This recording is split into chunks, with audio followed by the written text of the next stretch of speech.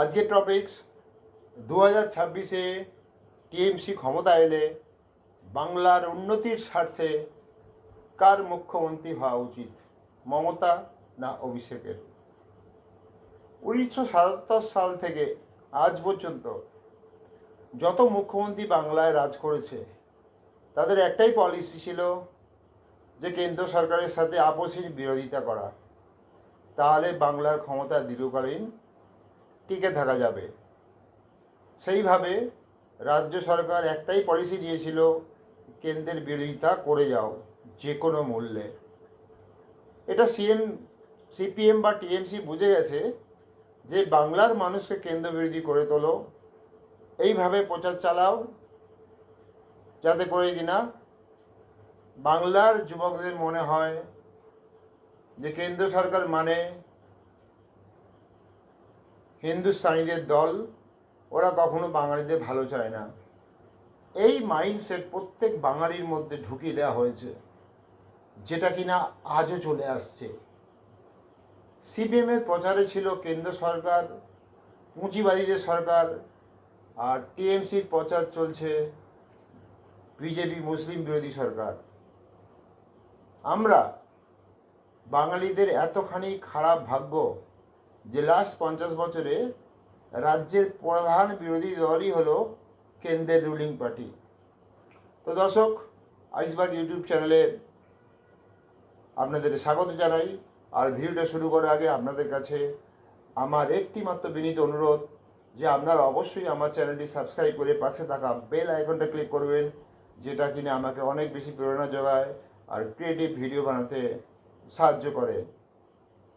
আজ আমাদের বাংলা সব দিক থেকে পিছিয়ে, এটা কিন্তু সিপিএম এবং টিএমসির part of the politics game.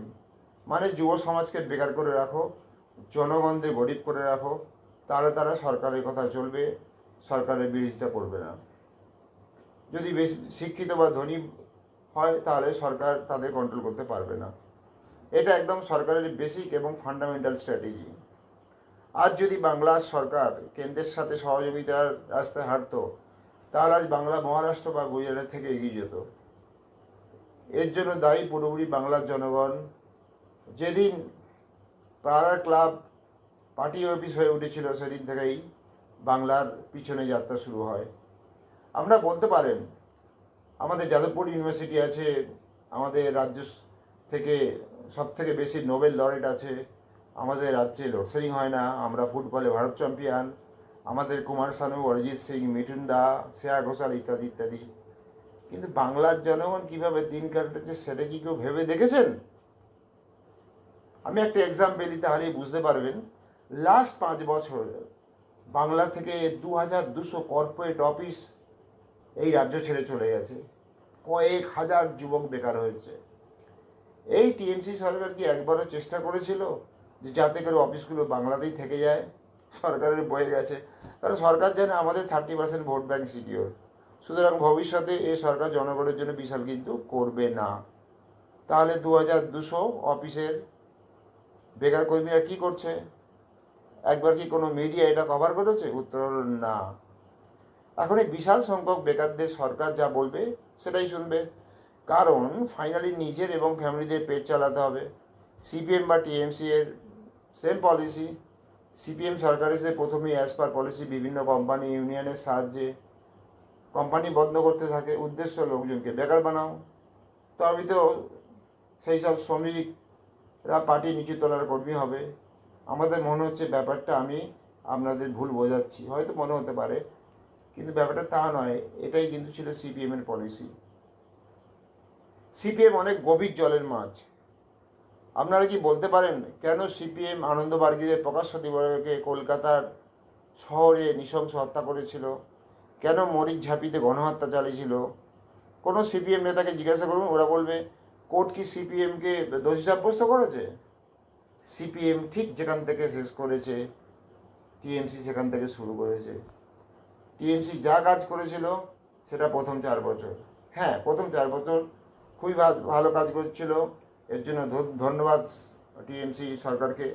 তারপর তো কী হয়েছে আপনারা সবাই জানেন, আমি নিছক ওইসব কাহিনী আর বলতে চাই না। আমার মনে হয় বাংলাকে বাঁচাতে হলে এমন এক সরকার দরকার যারা কিন্তু কেন্দ্র সরকারের সাথে সম্মানের সাথে নেগোসিয়েট করবে, সমস্ত অনুদান আদায় করতে পারে। এখন রাজ্যের কোনো ফান্ড নেই, বারবার কেন্দ্রের কাছে যাচ্ছে কিন্তু ইন্টেনশনালি কেন্দ্র ফিরিয়ে দিচ্ছে।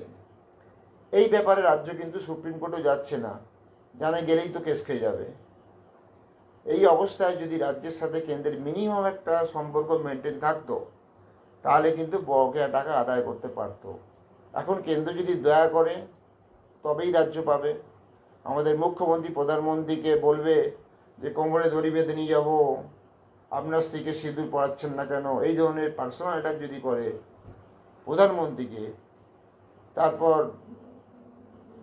আরও তো কেচ্ছা শেষ নেই, কী করে কেন্দ্রের কাছে বকেয়া টাকা উদ্ধার করবে? তার মানে এই মুখ্যমন্ত্রীর ম্যাচুরিটি লেভেলের অভাব। এই সব ঘটনার পর এখন আমাদের ভাবতে হচ্ছে যে বাংলা এমন এক মুখ্যমন্ত্রী চায় যে কিনা কেন্দ্রের সাথে সুসম্পর্ক বজায় রেখে বাংলার জন্য সমস্ত দাবি দাওয়া ঠিক মতো আদায় করতে পারে। লাস্ট 15 বছর আমরা মমতা ব্যানার্জিকে তো দেখলাম কেন্দ্রের সাথে মিনিমাম সম্পর্ক স্থাপনে সম্পূর্ণ ব্যর্থ, এবং ফাইনালি বাংলা কিন্তু সাফার করছে। আমার পার্সোনাল রায় হলো 2026-এ অভিষেকই বাংলার মুখ্যমন্ত্রী হওয়া উচিত। এটা আমার পার্সোনাল রায়। আমি একজন বাংলার নাগরিক, সো আমার একটা রায় থাকতেই পারে। আমি অভিষেকের স্ট্রেন নিয়ে আলোচনা করব, কিন্তু মমতা ব্যানার্জির উইকনেস বা স্ট্রেন কোনো কিছু নেই, আমি মন্তব্য করব না।